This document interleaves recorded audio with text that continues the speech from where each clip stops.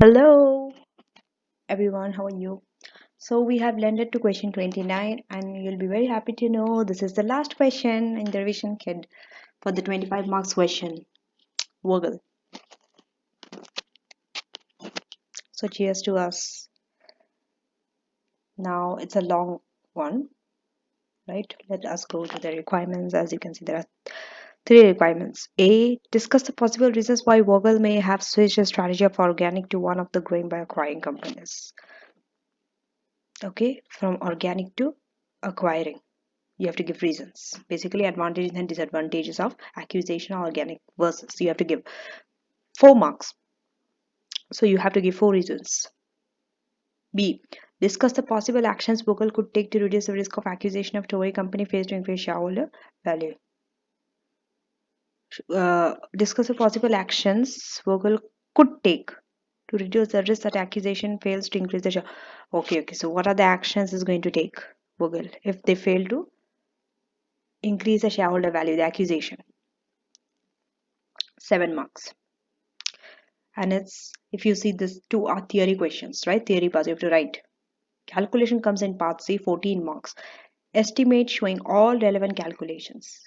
Wherever they told relevant calculations, they don't specify what you should calculate.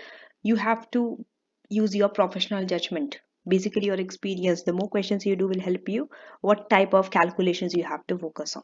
Okay, the maximum premium Vogel could pay to acquire Tory, explaining the approach taken and in assumptions made. So you have to do all the calculations to find the maximum premium Vogel has to pay. You have to explain the approach taken and any assumptions made. Three requirements in one. So we have to read the case study first. That. Okay, Vogel.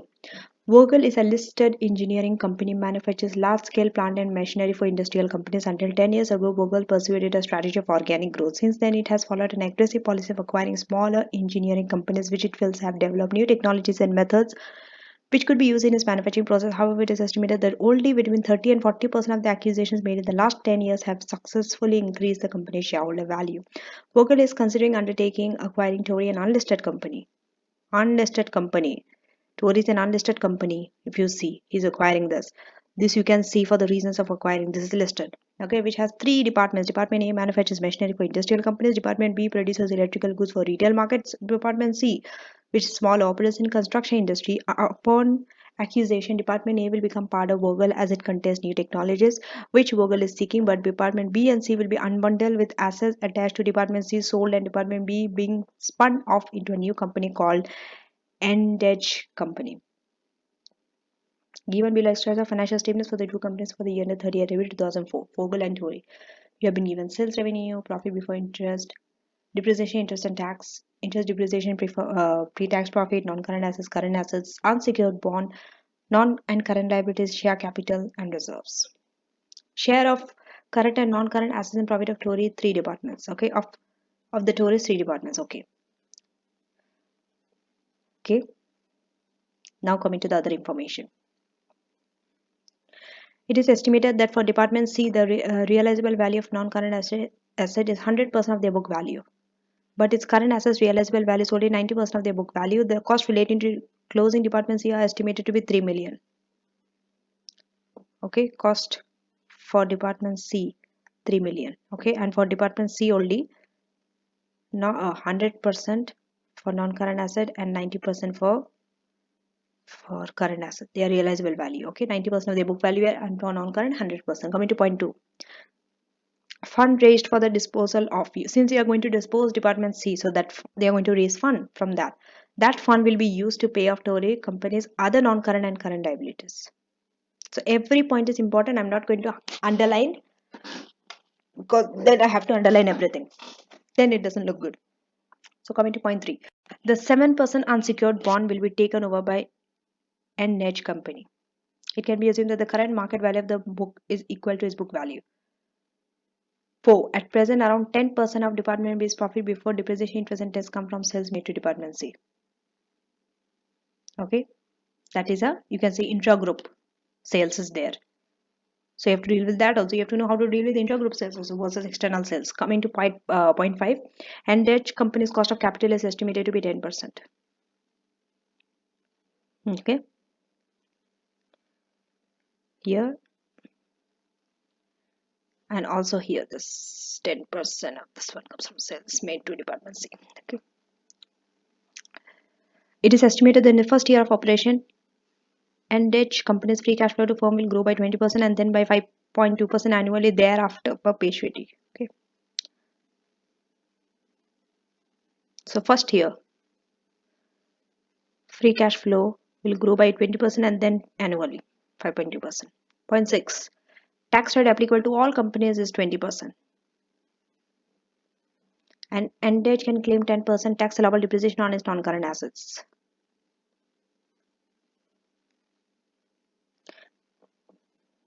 Okay.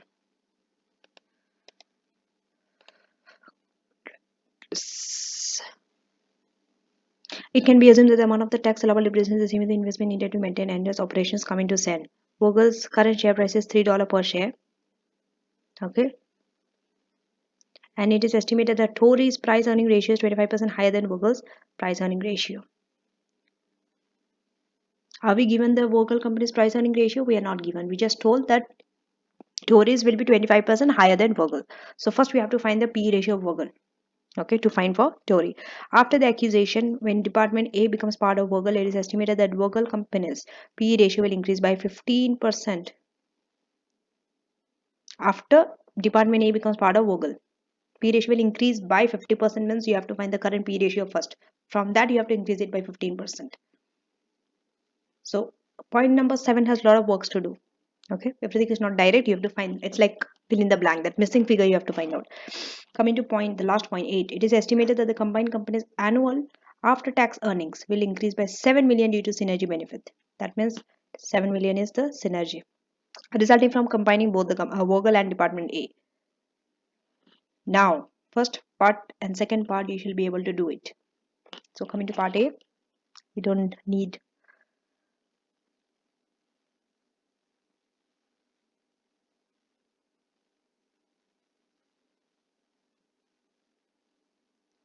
okay. So coming to part A, we'll see. We can go fast over this. Okay, why change from organic growth to accusation? Vogel may have switched from a strategy of organic to one of growth by accusation if it was opinion that such a change would result in increasing the value for the shareholders. Acquiring a company. Okay, so there are two paragraphs. If you see, this is just an introduction. Okay, first two paragraphs, one maybe for and the other one is against accusation. So acquiring a company to gain access to new product, market, technologies, expertise will almost certainly be quicker. Okay, all these are not easier when you by going by organic growth. It is faster in acquiring a company. So basically first paragraph is about advantages of accusation. Why you have to go for accusation? Because it is quicker and maybe less costly than developing this internally. Horizontal accusations may help Vogel eliminate key competitors and thereby reduce rivalry and possible overcapacity in this industry, right? They may also have enabled Vogel to take advantage of economies of scale and to compete against large rivals. Vertical accusations may help Vogel to secure the supply chain and maximize returns for his value chain. Coming to the second, organic growth may take a long time, can be expensive, and may result in little competitive advantage being established due to be time taken. Also, organic growth, especially into a new area, would mean managers to gain knowledge and expertise of an area of function, which they are not currently familiar with. Furthermore, in a saturated market, there may be little opportunity for organic growth. Right? So in both the ways, it's just the way of saying that why accusation. Credit will be given for alternative relevant comments. Now coming to part B. What actions Vogel is going to take if accusation reduces shareholder wealth? It is for 7 marks. Right? It is for 7 marks. So you need to have good points. Right? If you see also, in terms of paragraph, there are 7 paragraphs. Just count the paragraph number of it will be 7 only. Vogel can take the following actions. So this is basically the introduction. It's like what you are going to do. Vogel can take the following action to reduce the risk that accusation of Tory face to increase the shareholder value. What are those actions? Since Vogel has a poor track record of adding value from its accusations, right? We saw this from the case study itself. It needs to review recent accusations. They are not having a good record. They are not adding any value with the accusation. Only very few success. So for this accusation, okay, it needs to review recent accusations to understand why they have not added value. It should do a post audit of these accusations. All this, by the way, part B especially. Here you need to think out of the box. Your critical thinking applies in this type of questions. Because this type of questions you will not get direct, you will not get anywhere, you will not get from the textbook. Every year some questions are there in a past paper. If you see, if you have been doing past paper, every year some question will be there which is very different. You might have never come across such a question which makes you think, which is not similar to your past paper. Every year that one question will be different. So this is such type of a question. If you see, even the points they are suggesting, you will never think of these points. You will not even see in the textbook also, because you need to think this and come with this point. So first is you need to understand why it's not happening. Next, Vogel should also ensure that valuation is based on reasonable input figure and that proper due diligence of perceived benefits undertaken prior to the offer being made. So they're talking that due diligence has to be done. Often it is difficult to get an accurate picture of the target when looking at it from the outside. Vogel need to ensure that it has sufficient data and information to enable a thorough and sufficient analysis to be undertaken. Sources of synergy need to be properly assessed to ensure that they are achievable and to identify what actions Vogel needs to undertake to ensure the achievement. You need to talk about synergy. Targets should be set for all areas of synergies, and responsibility for achieving these targets should be clearly allocated to members of Vogel's senior management team. What are you doing through all the suggestions? You are trying to reduce the risk of reducing the shareholders' value by the accusation. The board of directors, this is a quite a lengthy one, okay? The board of director of Vogel needs to ensure that there are good reasons to undertake the accusation, that the accusation should result in an increase in value for the shareholders. The non-executive directors should play a critical role in ensuring that accusations are made. So you're talking about various stakeholders, what role they can take. You're talking about board of directors, you are talking about non-executive directors, what they should do. They should play a, what do non-executive directors do? What is their job? Play a critical role in ensuring that accusations are made to enhance the value of the shareholder. They are the agent of the shareholder. They will always try to take actions or support those actions of the board which increases shareholders' wealth. Procedures need to be established to ensure that accusation is not overpaid. Okay, Vogel should determine the maximum premium it is willing to pay and not go beyond that figure. Research indicates that often too much is paid to acquire a company and the resultant synergy benefits are not sufficient to cover the premium paid. Often this is the result of the management of the acquiring company waiting to complete the deal at any cost, because not completing the deal may be perceived as damaging to both their own and their company's reputation. Vogel needs to ensure that it has proper procedures in place to integrate the staff and the system of the target company effectively, and also to recognize that such integration takes time. We know that cultural issues integration takes a lot of time. Vogel may decide instead to give the target company a large degree of autonomy and thus make integration less necessary. However, this may result in a reduction in synergy benefits. Vogel should also have strategies in place to retain the key staff in the companies that it is acquiring. These people need to be identified at an early stage and given assurance over their role and responsibility post-accusation. Vogel should also be mindful that its own and the acquired company staff and management need to integrate and ensure a good working relationship between them. Try to take points from here. Okay. Credit here also will be given for alternative relevant comments. Let's see how it, okay. We'll see the marking scheme for both part A and B. 1 or 2 marks per point, B also 2 or 3 marks per point. Okay. Coming to point C. C, what do you have to do in C? C is the lengthiest one if you see. Okay. Yeah. Estimation showing out maximum premium that they have to pay, and you have to explain the approach taken and any assumptions made. Let me see how it is. Just see the amount of calculations. Okay, we have assumptions.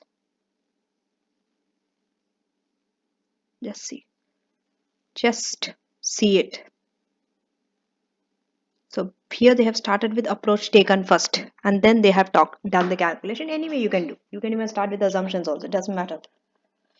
Any order is fine. Okay, so approach taken. It's better that you have write the approach taken. Then based on this, it will be easier for you when you do the calculation how they have done. So the maximum premium payable is equal to the maximum additional value additional benefit created from the acquisition of Tory with no increase in value for the shareholders of Vogel. It should be noted the shareholders of Vogel would probably not approve of the accusation if they do not gain from it. But certainly they would not approve of it in excess of this. Additional benefit can be estimated as the sum of the cash gained or lost from selling the assets of Department C. Spinning off Department B. So there you are adding. If you are getting the cash from selling Department C plus spinning off Department B and integrating Department D, you are adding all these three less the sum of the value of Vogel and Tory as separate companies. That's how you are getting that additional benefit. Okay, so for that, what you have to do? You have to find the value of of Vogel company separately before accusation and Tory company separately. Then you have to add how much you are getting from Department C plus Department B, Department A minus Vogel and Tory. That's how you're getting that additional benefit. So let's start with Department C first, since you're selling off that department. Okay, estimate. So this shall give you the your first subheading. What you have to do? We are working part by part. Don't look this in as a whole picture. Try to break this big picture into small pieces of information. Then it will become easier for you to understand also. And when you come to the exam also where you have to write this much of calculations, it becomes easier when you are breaking down into small pieces. If you look it as a whole, just see like this. Now I'm scrolling, you will panic, you will go mad. You're like, what the hell is this? So many numbers, how will I understand what is what, and how do I know where do I start? So approach taken, they explained, right? You have to calculate what is the cash, how much cash you are getting from selling that department C basically. Okay, so what do you have to do? You are selling non-current assets, current assets, and liability and closure cost will be added. Sorry, will be deducted. Liability is deducted here. You're adding non-current and current, and liabilities you are deducting.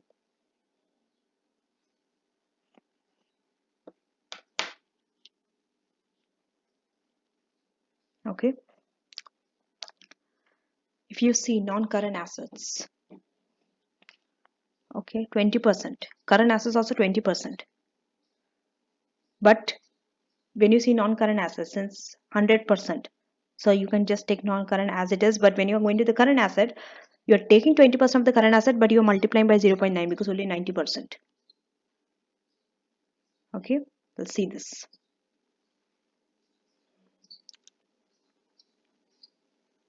Okay, just go to point number 1. Okay, realizable value 100% for non-current assets. That's why no need to take any percentage, but realizable value of current asset is only 90% of their book value. Okay, and the cost relating to departments is estimated to be 3 million. This 3 million has to be added with your current liabilities, current and non-current liabilities. So let's go to your, where is it? Here we are taking Tory companies. Okay, Tory company only has department A, B and C.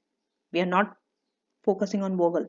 So non-current asset, this is 98.2. We are taking as it is and multiplying by 20%. Why? Because of this share of current and non-current assets, both current and non, and this is 46.5. But on this you are taking 90%. Then coming to your other non-current and current liabilities. Don't touch the secured bond, okay?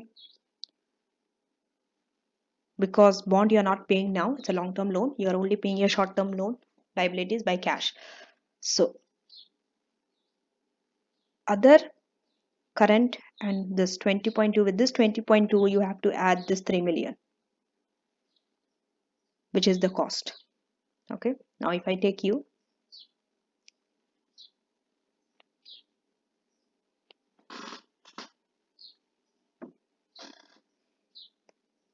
that's how we are getting this. Okay, 20.2 plus 3. And when you see, you add both non-current and current and minus your liability. That's how you are getting a total cash gain from selling department C. Because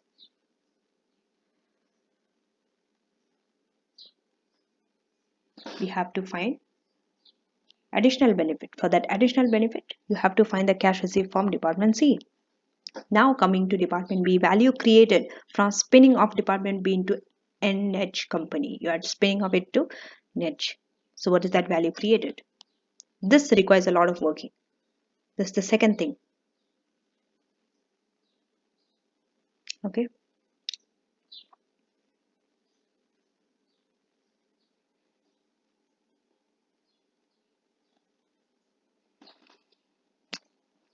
Okay.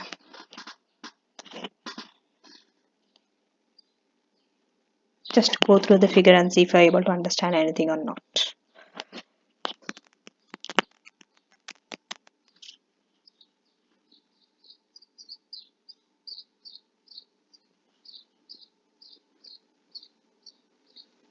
Okay.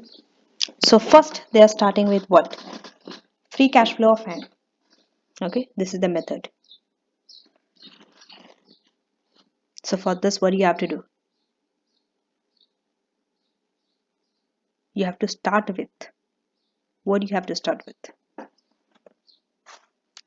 We have to start with this profit before depreciation, interest and tax. And what is the current share of department B, which is 40%, 37.4. We'll see profit before. Okay, coming to department B. Okay,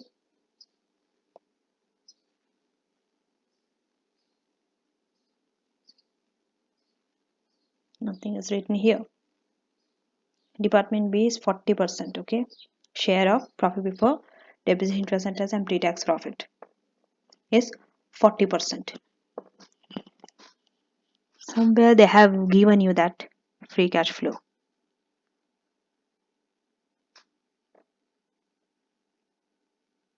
You just have to get that.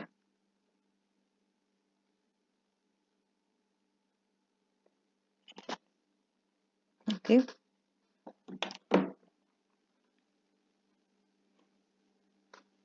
which is 37.4.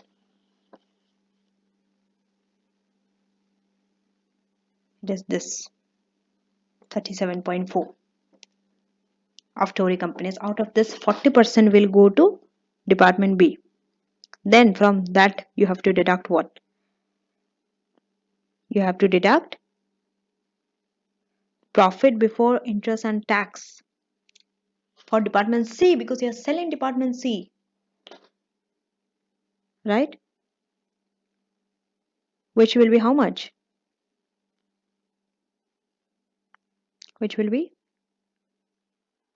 Which will be 10%. 10%. But 10% from what? 10% from this.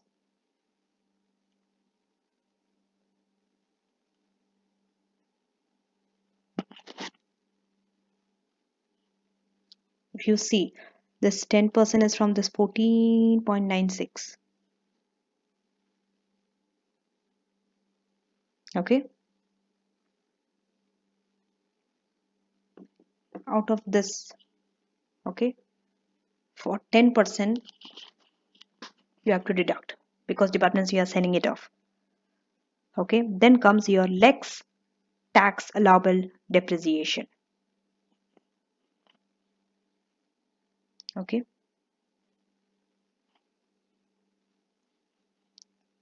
this is, you have to work on this tax allowable depreciation. 0.4 into 98.2 into 0.1.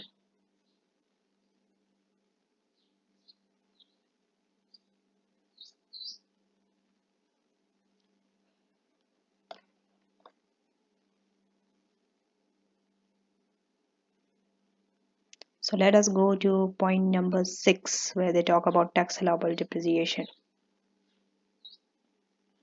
The tax rate applicable to all companies is 20%. Each can claim 10% tax allowable depreciation on its non-current assets. That's why it is 10%. Okay, and non-current asset is 98.2 of Tory. Out of that, 10% they can claim. And then, why is it into 0.4? Because Department B, 40% only. 40%. Okay. So from that current and non-current assets, from that debit, current and non-current asset is 98.2. Out of that, only 40% will go to Department B, and from that 40%, only 10% they can claim tax allowable depreciation. That's why it is 98.2. Sorry, 98.2, yes, into 0.1 into 0.4. That's how you are getting your tax allowable depreciation for Department B, which you have to deduct. And then you have your profit before tax. From that you can deduct tax 20%, and then amount which you are getting is free cash flow.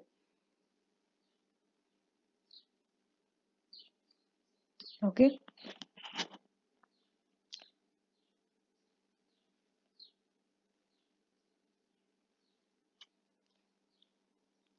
Just see here. Everything should be better. You must understand this better now, right? Clear. 7.62. So that free cash flow. Once you get that free cash flow correct, rest all follows from there onwards. Value of n. Okay. Present value of 7.62. Free cash flow growing at 20%. This grows at 20% in the first year and discount at 90%, 10%. Okay. So increasing it at,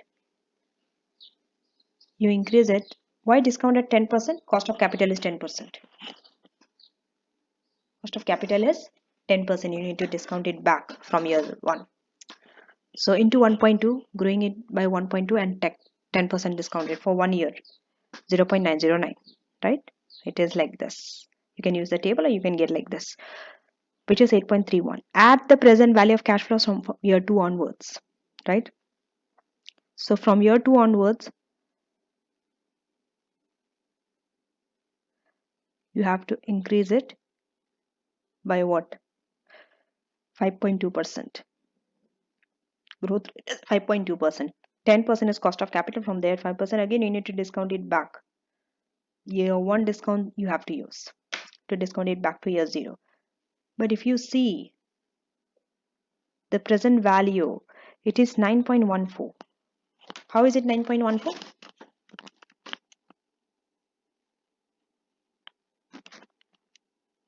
How is it 9.14?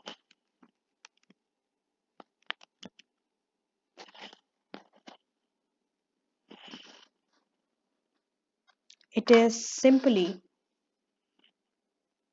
7.62 multiplied by 1.2. Basically, you're not discounting it. Okay.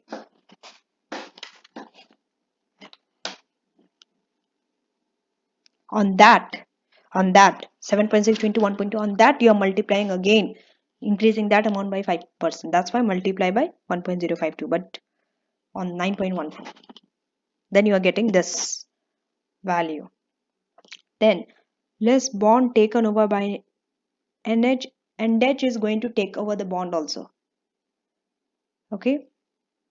So since it's going to take over the bond, 40, this 40 will be deducted. So value to shareholders of the company will be how much? 8.31 from for year 1 cash flow, and this is from year 2 onwards, minus the bond, because your debt always you have to, your long-term liability, that is your debt, which you have to minus from your total value, so that you find the value to shareholders, to equity holders or shareholders, the same thing, right? Let's see, where's the bond, 40 or not? Okay, yes, the bond is 40 here. Okay, now so now What is the next? Next is find the current values. We have to find the current values. We have to find the combined values, right? Then only we can find the additional values. So current value. How are you going to find the current value?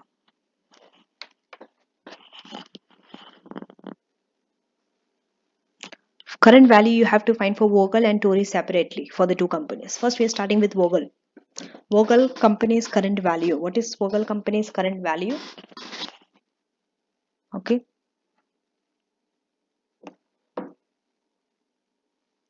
So for this, we'll go through the question. Okay. I'm not going to switch back and forth from the question and answer because then it will take a lot of time. What I'm going to do is I'm just going to take a screenshot of this current value and then I'm going to take it to the question, and from the question itself I will solve all this so that it saves your time. Okay, done.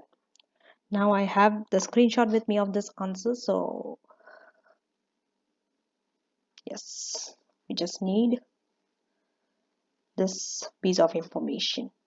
Okay, so first we are going to start with, make a note of it since it's okay, but you have the answer in front of you. Keep the answer in front of you and also the question in front of you. So Vogel's current value.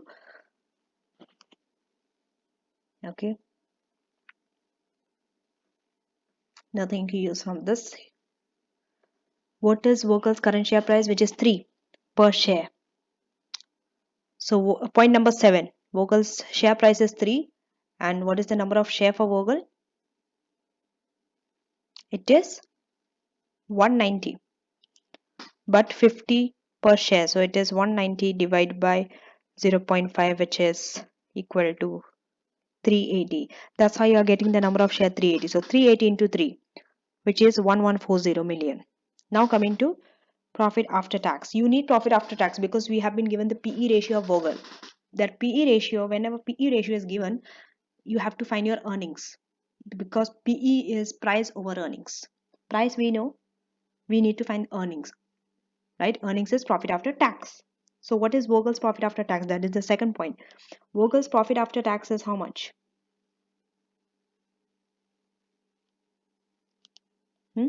If you see Vogel's pre-tax profit, it is 158.2. Okay, so isn't it easy to find after tax profit?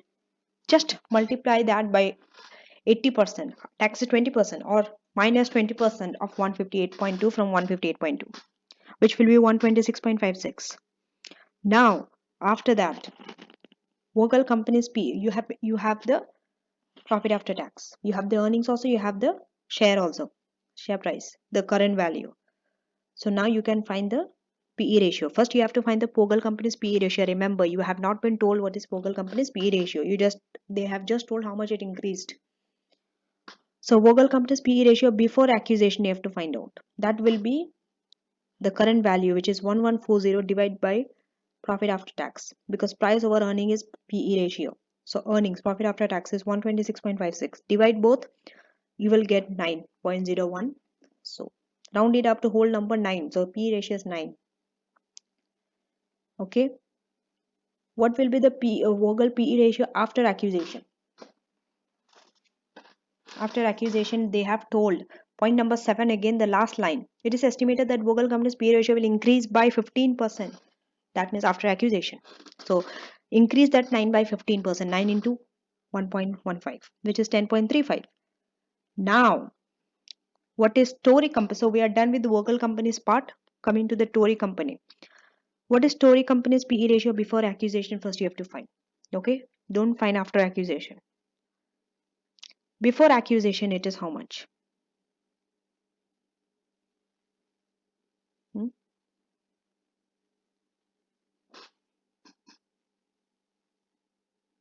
Okay.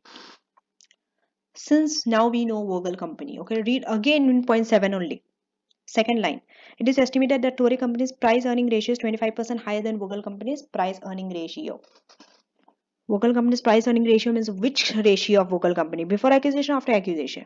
Of course, before accusation. Before accusation, how much was it? 9. So increase that 9 by 25%. 9 into 1.25. That is the Tory company's ratio, P ratio before accusation, which is 11.25. Then coming to Tory company's post-tax profit. We need Tory company's post-tax profit. Okay. So post-tax profit is, just go to Tory company. If you see the tax is 23, which is pre-tax. So after tax it will be 23 multiplied by 80, 0.8, because tax is 20%, which is 18.4 million. Okay. Which is 18.4 million.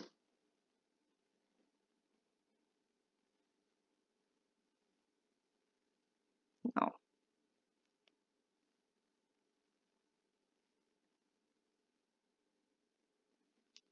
now I can take you to the answer.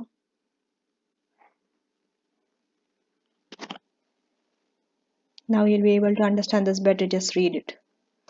You can see Vogel company's current value, profit after tax, P ratio before accusation, after accusation, then Tory company's ratio before accusation and post tax. And when you go to Tory company's current value, multiply the PE ratio by the profit after tax, which is 11.25, and this one, which is the current value. In this one, in Vogel's, what happened was, we know the current value, we know the profit after tax, we had to find the PE ratio. But what happened in Tory companies is, price earning ratio is already given to you, so you don't have to calculate. It is 11.25. And you are also given the profit after tax. Right? So what is price earning ratio? It is P over E, which is the value. In this case, P is given 11.25. Earnings is also given to you.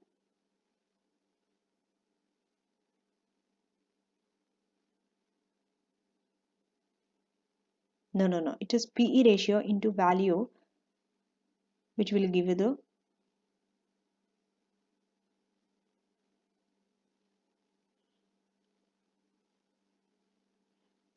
earnings.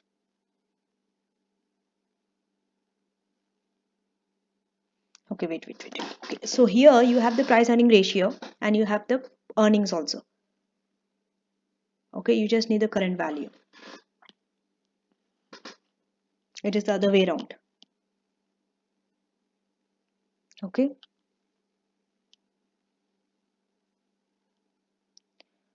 See, current value divided by profit after tax will give you PE ratio, right? Here you have PE ratio also, you have profit after tax also. So you multiply both and you will get the current value. Okay, that's why you are multiplying 11.25 by 18.4 to find Tory company's current value. Now, value created from combined company. Okay. So post accusation, 50% of Tory earnings will remain after disposal of Department C and the spin of Department B. So earnings will become. Okay, are we told anywhere that 50% of Tory's earning will remain after disposal of Department C?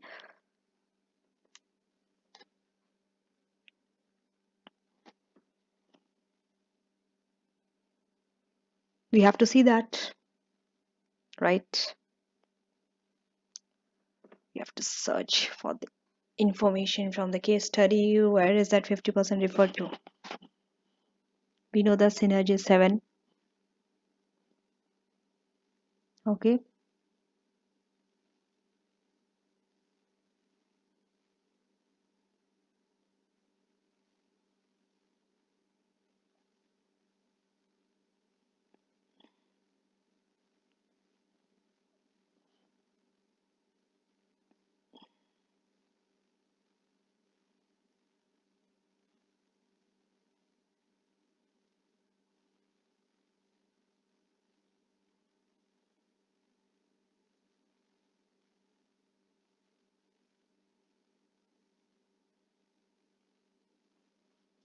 So where have been told that 50%? Okay.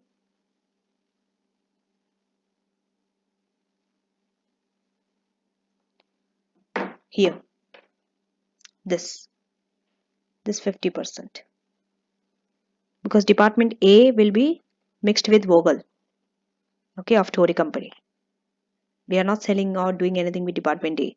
So share of profit before depreciation, interest and tax is 50%. So that's why 50% of the Tory's earnings will remain after disposal of department C and all.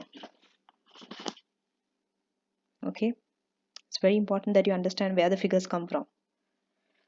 So if you go here, post accusation 50% of Tory's earnings will remain after disposal of department C and spin off department B. So earnings will become, what will be the earnings become? 7 million is the synergy.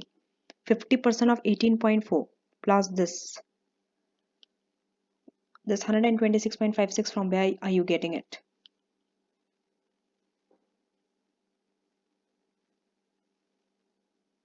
That you have to understand. Okay.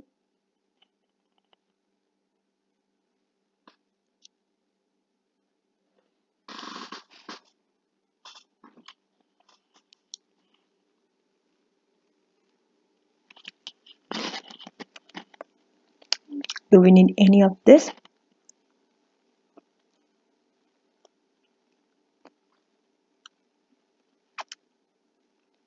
No.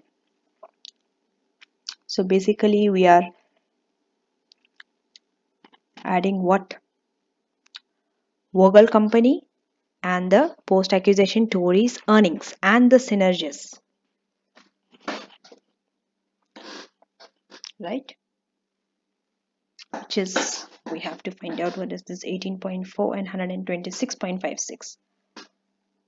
Okay, so 126.56 is this from here. From your current value you can find this one. Vogel company's profit after tax, basically, right? 126.56. So Vogel's profit after tax, we are adding Tory's profit after tax. What is Tory's profit after tax? 18.4, only 50% of that. Okay, with that synergy benefit, which is 7, so adding it. So the combined company should be worth the PE of, okay, this will be multiplied by 10.35. Why? Combined companies PE ratio we found. What is it? 10.35. This Vogel company's PE ratio after acquisition you have to use, because they all will be combined into Vogel. Okay, so we have to use that PE ratio,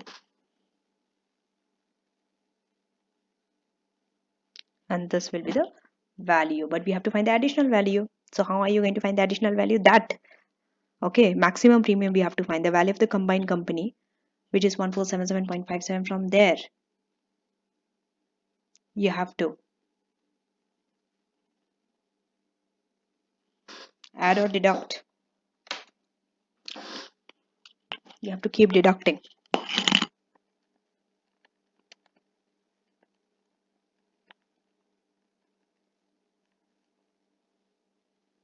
You have to keep adding, except the last you have to deduct. You have to add value of N, value of disposal to C, less current value.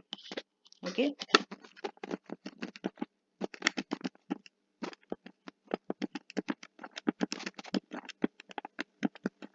so you will get 285.8 value of, so we'll check again, okay, how we understood value of NH 150.4, 150 point, this one, it's in bold.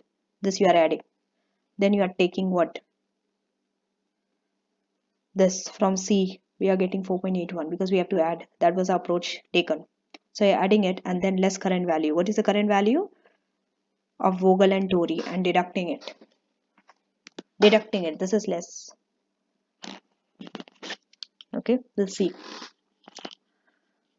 Was it the value? Yes. Vogel company's current value 1140 and Tory company's current value 207. We are adding both and deducting it. Now let's come to the assumption. Assumption is the last part. So assumptions, based on the calculations given above, it is estimated that the value created will be this. However, Vogel needs to assess whether the number it has used in the calculations and assumptions it has made are reasonable. For example, and Dutch company's future cash flow seems to be growing without any additional investment in assets. And Vogel needs to establish whether or not this is reasonable. It also needs to establish how this increase in his PE ratio was determined after accusation. Yes, we have been told that after accusation it increased by 15%. How that increase in PE ratio was determined? Perhaps sensitivity analysis, I've told you. Sensitivity analysis you always have to talk about under assumptions. Sensitivity analysis would be useful to show the impact on value changes if these figures are changed, given its poor record in generating value previously. This is from the first paragraph you're saying from the case study. Okay? Vogel needs to pay particular attention to this figure. Right? We'll go through that. See? From the first paragraph, you see, it is estimated that only between 30 and 40% of the accusation made in the last 10 years have successfully increased the company's shareholder value, which is very less. So now let's see the marking scheme for part C and end this question here itself. Cash gain from sales of department C 1 mark, free cash flow of 2 marks, present value of ended cash flows and value 2 marks, P ratio before and after accusation 2 marks of Vogel, and Torres P ratio and value 1 mark. Value created for combining department A 1 mark. Maximum premium payable 1 mark. Approach taken 1 to 2 marks. Assumptions taken 2 to 3 marks. So you have to know this breakdown, how the marks you are getting. Otherwise you will not be able to work out what part you actually need to work on. So that's it. With this question I have attempted all the questions under all the syllabus, all the 5 sections of AFM syllabus, all the areas. Let me rewind. Role of senior financial advisor, section A. I have completed all the questions. Question 1 to 10. Question 11 to I don't remember the question number, comes for investment appraisal. Question 23, 11 to 23, advanced investment appraisal. Then from question 24 to 29, which is this Vogel, is acquisition and merger. Then question 30 to 35 is reconstructions and reorganizations, and from 36 onwards, I think 36 to 47, yeah, 36 to 47 is risk management, exchange rate risk and interest rate risk management. So I have done all the questions. Now my next target is to hit the section A questions, which is the 50 marks question, because it's very important. 50 marks question, because that should be your first question which you're going to target as soon as you open the paper. The 50 marks question, it has professional skills, professional marks, it has report writing, you should know how to make a report, all those things. So that's it for this video, and don't forget to subscribe to my channel and hit that like button and do share with your friends. Thank you so much.